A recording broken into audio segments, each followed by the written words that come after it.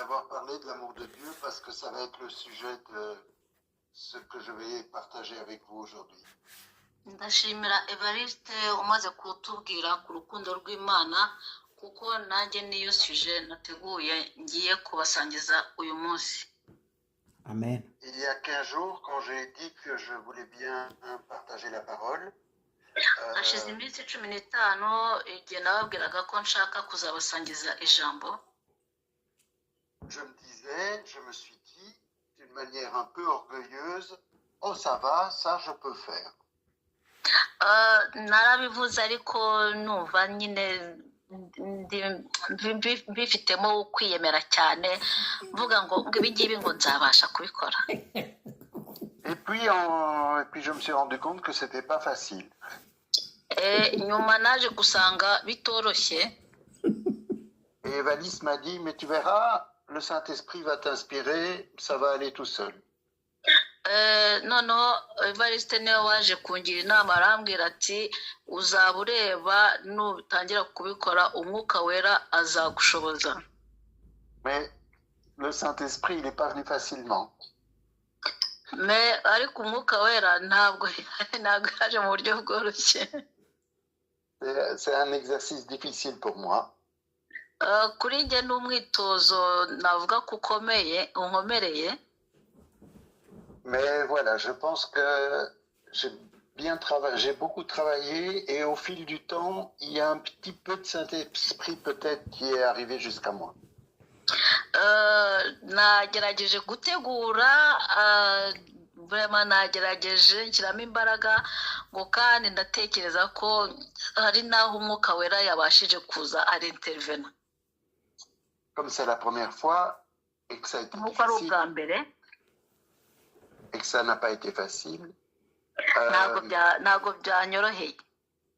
Au début, ça ressemble un peu à un devoir d'école. Mu ntangiriro wagira ngo ni nk'umukoro w'ishuri. Voilà, je commence. Voilà. Rero ndatangiye. J'ai appelé ça l'amour de Dieu et l'amour du prochain. Navuga ko umutwe w'ijambo ari urukundo rw'Imana n'urukundo rwa mugenzi wawe. Depuis toujours, les gens et surtout les philosophes hashize igihe ubona ko abantu cyane cyane abafilozofe ont essayé de donner une définition de l'amour. Bageragezaga gutanga igisobanuro cy'urukundo. Parce que c'est un sentiment puissant qu'on ne comprend pas toujours. Kuko usanga ari amarangamutima akomeye cyane kugeza n'ubu tutari twabasha gusobanukirwa. Et qu'il n'y a pas une seule sorte d'amour. Kandi ukabona ko nta rukundo rw'ubwoko bumwe rubaho, rw'uburyo bumwe rubaho. Même dans la Bible, on parle de plusieurs amours différents. Yewe no muri Bibiliya ubona ko bavugamo inkundo z'uburyo bwinshi butandukanye. Et dans la version grecque de la Bible, l'amour muri version directe, la version directe. Grec. Muri version y'Abagiriki. L'amour porte des noms différents. Usanga urukundo rufite amazina atandukanye. La première forme d'amour, uburyo bwa mbere bw'urukundo, c'est, les Grecs appellent ça, et dans la Bible aussi on appelle ça Eros. C'est un mot utilisé pour décrire l'amour romantique. Usanga uburyo bwa mbere bw'urukundo barwita iryo zina nyine ngo ni Eros, ubona ko bavuga ko ari urukundo rujyanye n'urukundo ruri romantique. Ndumva mu byumva byo ngibyo. C'est l'amour d'un être pour un autre. Donc ni urukundo umuntu akunda undi. C'est une forme d'amour qui peut être très pure et qui peut durer toute une vie. Urwo ni urukundo navuga ko rudafite ikizinga kandi rushobora kumara ubuzima bw'umuntu bwose igihe azamara ku isi. Je prends l'exemple de mes parents. Ndafata nk'urugero ku babyeyi banjye. ils n'ont jamais connu d'autre amour que c'est le seul amour de leur vie. Et cet amour, bo nta rukundo bigeze bagira rundi apa urwabo bagiranye hagati yabo bombi. Et cet amour entre eux a duré 62 ans. Donc urwo rukundo hagati yabo bombi, donc papa we na mama we rwamaze imyaka 62. Wow. Mais ce genre d'amour, surtout quand on est jeune, cet amour romantique, surtout quand on est jeune, c'est souvent éphémère, versatile, ça change. Urwo rukundo nyine rw'abantu baba bakundana cyane cyane abana ari abana, usanga urwo rukundo rugera rugahinduka. Et ça change parce que c'est souvent une attirance physique. Rurahinduka kuko usanga umwe aba afite icyo akundira undi bitewe n'uko ateye. Est-ce qu'on aime vraiment ou c'est simplement, est-ce que c'est vraiment de l'amour ou bien c'est simplement un désir physique? Ese icyo gihe koko umuntu aba akunda undi cyangwa uba ufite wifuza kumukundira uko ateye byonyine? Si c'est seulement ça, alors ari ibyo rero gusa, alors cet amour, ça peut être source de jalousie, de convoitise, parce que c'est un amour exclusif d'une personne pour une autre. icyo gihe rero urwo rukundo rwaba ari urukundo rw'irari, kuko uba usanga nyine urwo rukundo ari umuntu urwifitiye muri we. Et c'est parfois simplement le désir de posséder l'autre. icyo gihe aba ari irari cyangwa inyota umuntu afitiye undi yo kugira ngo babe bari kumwe. Je vous donne un exemple dans la Bible, c'est Jeannette qui nous l'a donné la semaine passée. C'est le désir. Ngiye kubaha urugero rumwe urwo Jeannette aduhaye mu cyumweru gishize. C'est le désir de la femme de Potiphar pour Joseph. Nk'uko urabona urugero rwa muka Potifari ukuntu yifuje Yosefu. Elle est mariée, mais elle désire Joseph. Umugore afite umugabo we ari we Potifari, ariko yifuzaga ko yaryamana na Yosefu. Et c'est un péché. Icyo rero ni icyaha. Mais elle va même plus loin, elle accuse Joseph, elle ment et elle ajoute du péché au péché. We yanageze kure atangira kurega Yosefu, donc yongera icyaha ku kindi. La deuxième forme d'amour, ça s'appelle philia en grec, mais c'est pas important, c'est l'amour de ses proches, de ses amis. Ni urukundo ukunda bagenzi bawe, ukunda inshuti zawe. Il est souvent fidèle. Moi, j'ai des amis depuis 50 ans et même plus. Urwo rukundo ruba ari urukundo rw'ukuri. Et il peut même dépasser la mort, j'ajoute, parce que il y a des amis que j'ai perdus, mais qui sont encore dans mon cœur et dans mon esprit tout le temps. Urukundo rumara igihe, nkanjye mfite, tu as dit que tu as des amis que tu as eu, ça fait 50 ans plus. J'ai des amis depuis plus de 50 ans, oui. Oui, njye mfite inshuti tumaranye imyaka irenga 50. Urwo rukundo rushobora no kurenga urupfu, kuko nk'ubu hariho abantu twabaye inshuti barapfuye, ariko njya nkomeza nkabibuka mu mutima wanjye. Mais cet amour-là, pour ses proches, pour ses amis, ça peut être aussi détruit par des susceptibilités ou les intérêts des uns et des autres. Urwo rukundo rero rwo gukunda abantu b'inshuti zawe, ukunda inshuti zawe cyangwa bagenzi bawe, usanga nabwo hari ubwo haba harimo inyungu kuri umwe cyangwa ku wundi. Je vais prendre encore des exemples dans la Bible de cet amour-là. Ngiye gufata urugero rumwe muri Bibiliya nanone ku byerekeranye n'urwo rukundo. C'est l'amour qui lie Jésus à ses disciples. Urukundo Yesu akunze abigishwa be. Certains lui sont fidèles jusqu'au bout et même au-delà de la mort.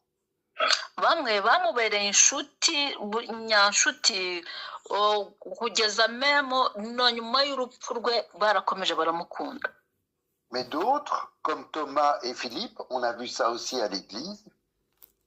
abandi nka Toma cyangwa Filipo n'ibyo twarabibonye mu rusengero.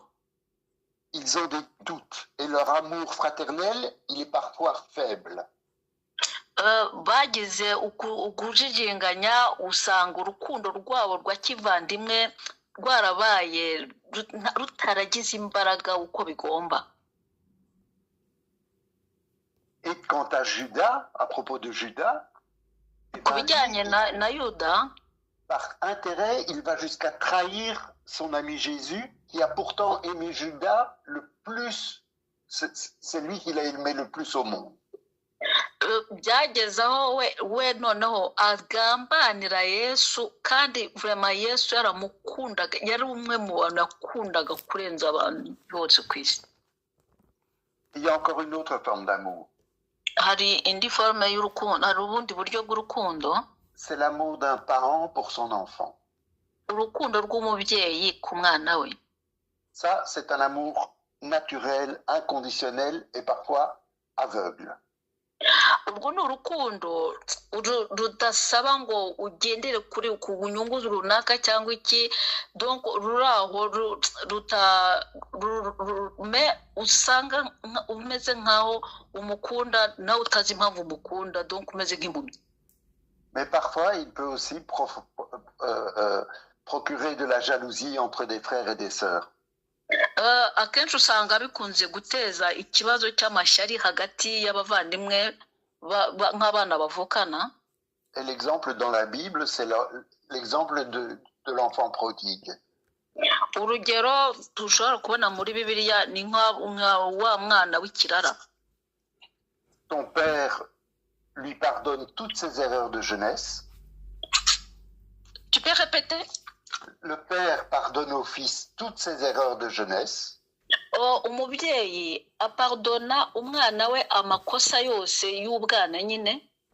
Mais ça provoque la jalousie de son frère. Bigatera ishyari umuvandimwe bavukana. Maintenant, j'en arrive pas la dernière, je dirais la première forme d'amour, la plus importante. Ubu noneho ngeze ku rukundo, ku bwoko bw'urukundo nyarukundo. Et c'est un terme, en grec ça se dit agapé. Mu kigereki bavuga agape, ni urukundo rwa kivandimwe. C'est un mot qui revient beaucoup dans la Bible. Iryo ni ijambo rikunze kugaruka kenshi muri Bibiliya. Alors, moi j'ai toujours pensé que cet amour-là, c'était la capacité de l'homme à aimer tous les hommes. Urwo rukundo ni ubushobozi umuntu aba afite muri we bwo gukunda abandi. Mais c'est presque impossible. C'est presque impossible d'aimer tout le monde. Ibyo kandi ubona ko bidashoboka gukunda abantu bose. Parce que même les gens qu'on aime très fort, ils ont leurs petits défauts qui nous énervent parfois. Ah oui, kuko usanga même n'abantu dukunda usanga hari amadefu bagiye bafite, usanga adutera umujinya. Il peut dire qu'il aime le monde entier, même les gens qu'il ne connaît pas, même les gens qu'il ne verra jamais. Ninde ushobora kuvuga ko akunda abantu bose bo ku isi, yaba bazi cyangwa nabo atazigera abona? Donc même si de tout mon cœur c'est la forme d'amour que je recherche, que j'essaye d'appliquer tous les jours en aidant les autres, c'est presque une mission impossible. Même nanjye ubwanjye nubwo ngerageza kwishinga mu rwo rukundo ngo ndugire nkunda abantu bose mbashe kubafasha, nsanga ko iyo mission rwose mbona ko bidashoboka. On doit aimer les autres et essayer de les aider avec nos compétences, mais forcément nos compétences et nos capacités, elles sont limitées. Tugomba gukunda abandi tukagerageza kubafasha mu byo dushoboye kubafasha, ariko ubwo bufasha tuba dufite bwo kubafasha hari aho bugera hari aho bugarukira. C'est ce que je croyais. Ibyo nibyo nakekaga. Et puis il y a quelques jours, j'ai lu la première épître de Jean. Hashize iminsi nsomye mu gitabo cya Yohani. igitabo cya mbere cya Yohana wa mbere. Et si vous pouvez, Jeannette, si tu peux prendre le chapitre 4. Premier épître de Jean. Jean 1, chapitre 4. Verset Oui. 7. Verset 7. Le verset 7 en français, il dit « Bien-aimés, aimons-nous les uns les autres, car l'amour est de Dieu, et quiconque aime est né de Dieu et connaît Dieu. » Amen. Bakundwa dukundane kuko urukundo ruva ku Mana. Umuntu wese ukunda yabyawe n'Imana kandi azi Imana. Amen. Moi, ce que je comprends là-dedans, ce qui est important pour moi, c'est car l'amour est de Dieu. Ahangaha icyo numvamo hano kandi kiri ingirakamaro cyane nuko bavuga ngo urukundo ruva ku Mana. Je comprends que cet amour-là, il est absolu, il est sans jugement, il est sans fin. Numva ko urwo rukundo ari urukundo rwihariye, ari urukundo mbese rudasubirwaho, ari urukundo rudaca imanza, donc ari urukundo rwiza. Parce que Dieu, il n'aime pas un ami ou un conjoint, un parent ou un enfant. Kuko Imana ntago ikunda inshuti cyangwa umubyeyi cyangwa umwana. Il aime au-delà de tout ça. Irakunda kurenza ibyo byose. Dieu n'aime donc pas telle ou telle personne, comme on peut aimer un amoureux, un ami ou un frère. Dieu, il aime tous les êtres parce que c'est lui qui les a créés. Amen. Imana ntago ikunda nk'uko donc ikunda nk'abo ngabo tumaze kuvuga, ahubwo ikunda birenze kuko ari nayo yabaremye, yaremye n'ibyo byose. Dieu est à l'origine de l'amour. Imana ni inkomoko y'urukundo. C'est lui qui a tout créé, donc il a aussi créé l'amour. Niyo yaremye byose, donc niyo yaremye n'urukundo. C'est ce que dit pour moi la première épître de Jean. L'amour est de Dieu, il appartient à Dieu. Donc nibyo hano muri Jean wa mbere batubwira ko urukundo ruva ku Mana, kuko urukundo ruva ku Mana, donc urukundo n'urw'Imana. Est-ce que ça veut dire que c'est impossible pour un homme d'aimer vraiment? Est-ce que bishatse kuvuga ko umuntu adashobora gukunda by'ukuri? Je reviens à l'épître de Jean et je répète. Vas-y, vas-y. Pardon? Attends, je reviens à l'épître de Jean et je répète. Bien-aimés, aimons-nous les uns les autres, car l'amour est de Dieu, et quiconque aime est né de Dieu et connaît Dieu. Donc ndagaruka kuri no epître ya Jean wa mbere igice cya 4 umurongo wa 7 aho bavuga ngo bakundwa dukundane kuko urukundo ruva ku Mana. Umuntu wese ukunda yabyawe n'Imana kandi azi Imana. L'amour est de Dieu. L'amour n'est pas une invention de Dieu, de l'homme. Ce n'est pas une invention de l'homme. L'amour vient de Dieu. Donc urukundo ruva ku Mana, ntago ari urw'umuntu yihimbiye cyangwa yihangiye, oya, urukundo ruva ku Mana. Mais Jean, il commence par bien-aimés, aimons-nous les uns les autres. Kuko no Yohana aratangira avuga ngo bakundwa dukundane hagati yacu, donc aimons les uns les autres. L'amour est de Dieu, mais Jean, il nous engage à l'imiter autant que possible en nous aimant les uns les autres. Hano baravuga ati urukundo ruva ku Mana, ariko Jean aratutera umwete wo gukundana hagati yacu, umwe agakunda undi. Et au verset 10, ku murongo wa 10, il ajoute, et cet amour consiste non pas en ce que nous avons aimé Dieu, mais en ce qu'il nous a aimés. Muri iki ni mu rukundo ruri, si uko twebwe twakunze Imana, ahubwo nuko Imana ariyo yadukunze. il est donc important d'aimer Dieu, ni iby'ingirakamaro cyane gukunda imana, mais il est encore plus important d'être aimé de Dieu. nanone ni iby'ingirakamaro cyane no gukundwa n'imana. Et pour ça, il faut nous aimer les uns les autres comme Dieu nous aime. Kugira ngo rero bishoboke ni uko twebwe tugomba gukundana hagati yacu nk'uko imana idukunda, Inconditionnellement. tugakunda ntacyo twishingikirijeho, ntacyo tugamije. Et la fin de ce verset est « Mais en ce qu'il nous a aimés et qu'il a envoyé son Fils comme victime expiatoire de nos péchés. » Hano bararangiza verse ya 10 bavuga ngo igatuma umwana wayo kuba impongano y'ibyaha byacu. Et ce verset nous rappelle que l'amour de Dieu est allé jusqu'à sacrifier son Fils pour nous. Uno murongo uratwibutsa ko imana yaradukunze kugeza aho yatanze umwana wayo. Cet amour, c'est donc l'amour incomparable que Dieu a offert au monde en sacrifiant son Fils pour nous. Biratwereka ko uru ari urukundo imana yadukunze kugeza aho yemeye gutanga umwana wayo. Dieu ne nous demande pas de faire aussi bien, aussi fort que lui, bien sûr.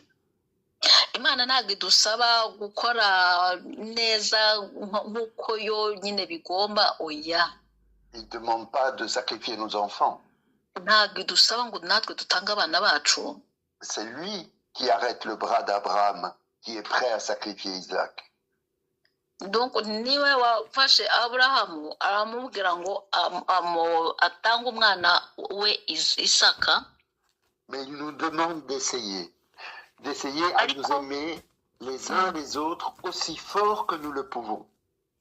Ariko idusaba gukundana hagati yacu uko bishoboka, vraiment n'imbaraga zose uko dushoboye kwa. Et à répandre cette forme d'amour dans le monde. No kubasha gutanga urwo rukundo muri aba bantu bose batuye isi.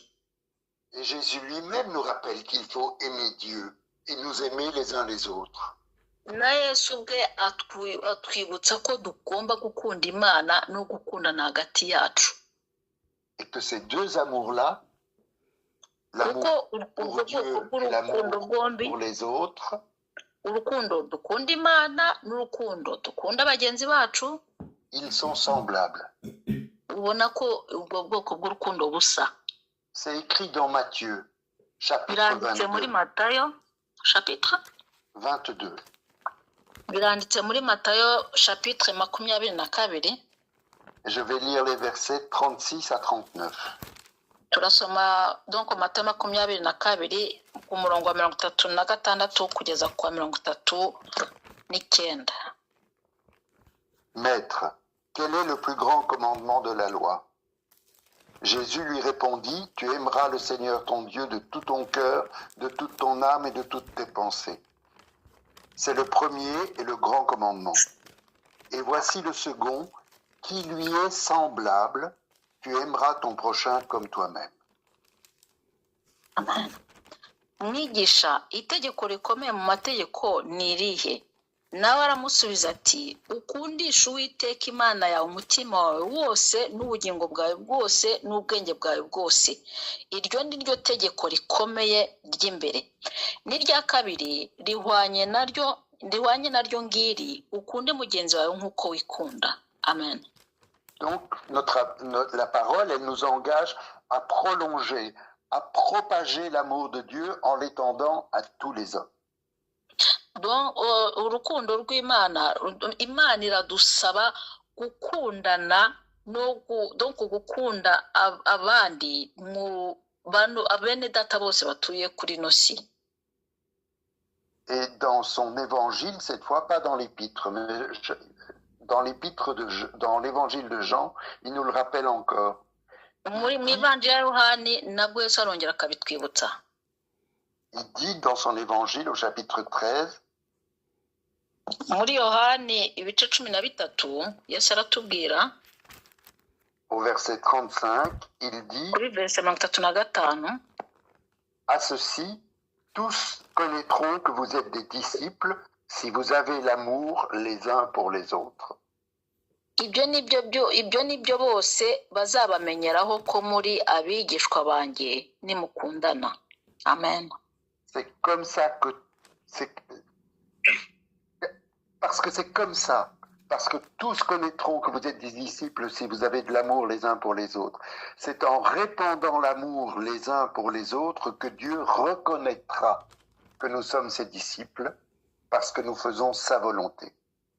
Kuko ni gutyo bigomba kugenda ko nikwirakwiza urukundo muri bagenzi bacu hirya no hino nibwo abandi bazamenya ko turi abigishwa ba Yesu dukunda Imana kuko dukundana hagati yacu.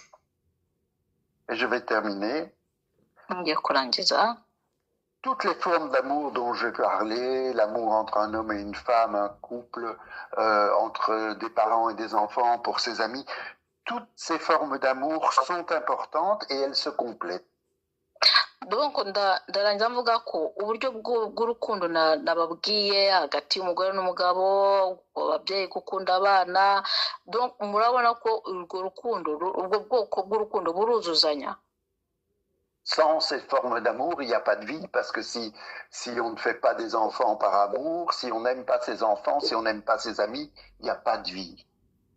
Donc ni urwo rukundo birakenewe kuko buruzuzanya kuko niba tutakundana ni gute tuzabyara abana, niba ni gute tuzakunda inshuti niba nta rukundo dufite.